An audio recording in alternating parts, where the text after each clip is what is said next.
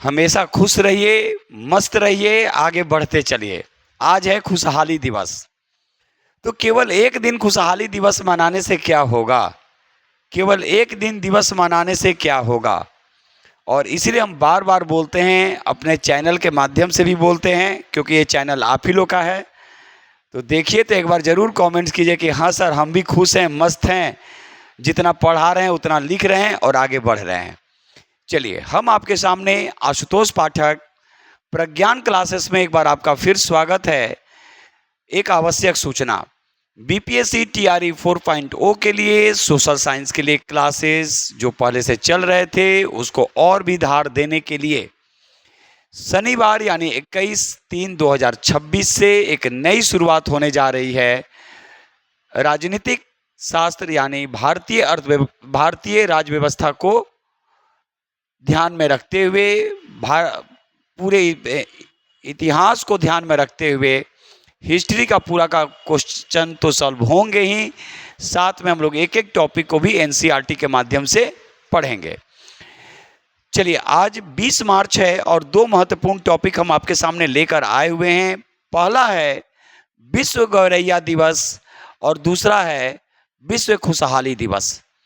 खुद सोचिए, घर के आंगन में गौरैया देखते थे तो खुश हो जाते थे, और आज देखिए कि गौरैया लगभग विलुप्त हो चुकी है। और गौरैया ही नहीं विलुप्त हो चुकी है, जितनी भी छोटी पक्षियां हैं, जो छोटी छोटी जो पक्षी हैं घर के आंगन में चहचहाती थी, आज वो चहचहाना बंद हो गया है।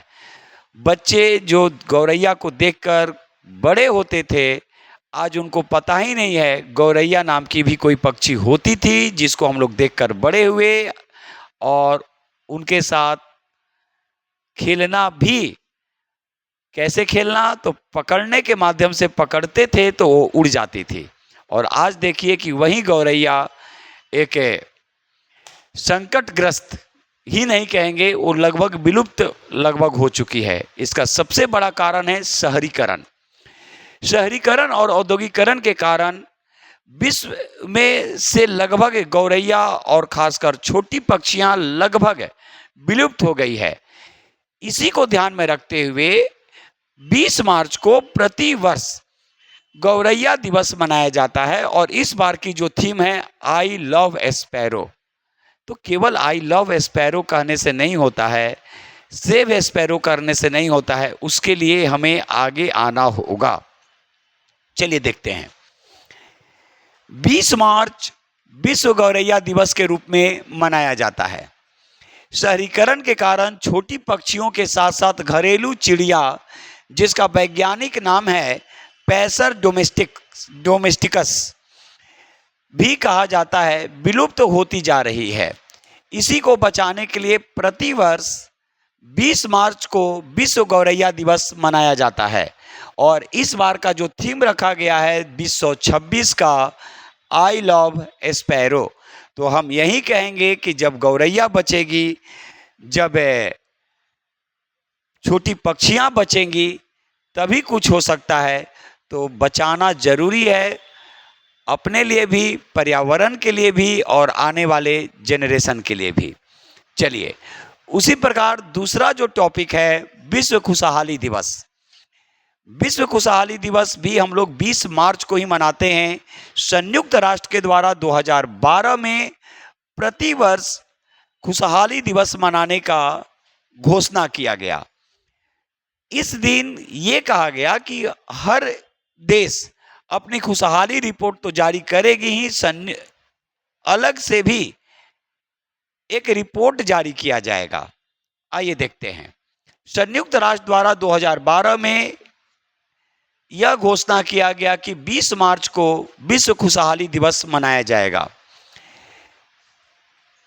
यह दिन मानसिक, याद रखिएगा, स्वास्थ्य, सकारात्मक और सामाजिक जुड़ाव को बढ़ावा देने के साथ साथ दुनिया भर के खुशहाली रिपोर्ट जारी करने का अवसर है।